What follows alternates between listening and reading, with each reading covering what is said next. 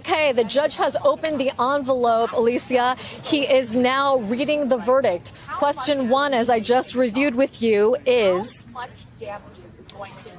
did Ms. Carroll prove by preponderance of the evidence that E. Jean Carroll suffered more than nominal damages as a result of Trump's publication of the misstatements or the defamation on June 21st and June 22nd, 2019. The foreperson is a woman. I should note there are only two women on this jury.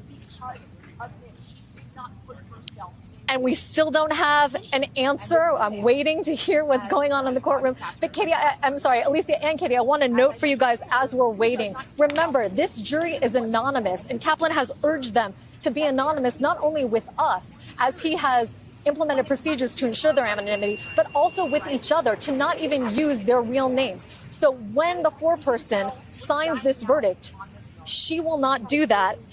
I'm sorry, we do have a verdict. E. Jean Carroll did suffer more than nominal damages as a result of Mr. Trump's publication of these two June 2019 statements. The first amount for compensatory damages for her emotional pain and anguish is $7.3 million. The amount for the compensatory damages for the reputation repair program is $11 million. We're now moving on to the questions about whether Trump acted with malice. Remember, the questions have to be answered in the affirmative to get to a question of punitive damages. We are still waiting for that answer. As you wait for those answers, that Mr. Trump acted with malice. I'm sorry, Mr. Trump acted with malice in making the first of those statements. That's the June 21st, 2019 statement at 5:17 p.m. in which he denied it for the first time. And similarly, we are waiting to hear whether in making that yes, in June 22nd, 2019, he did also act maliciously or out of hatred or ill will in defaming her on that day. And here comes the punitive damages award of $65 million, Alicia. So $65 million in punitives, $11 million in the reputation repair program, and $7.3 million in in the emotional harm, for a total of $83.3 million. That's a high eight-figure award.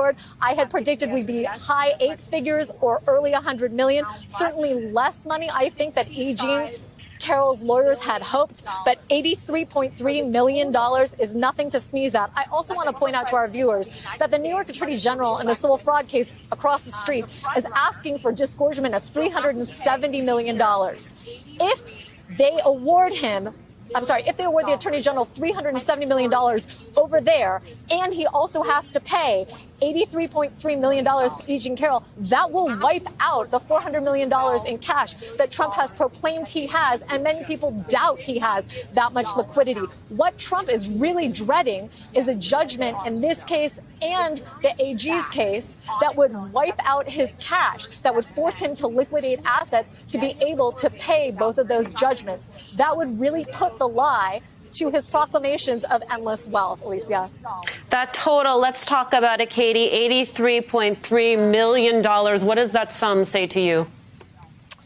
It's the punitive damages that speaks the most. So we know that Ms. Carroll's expert, Professor Humphreys, who not only testified in E. Jean Carroll's first trial, but also testified in the Rudy Giuliani defamation trial that was brought by Ruby Freeman and Shay Moss.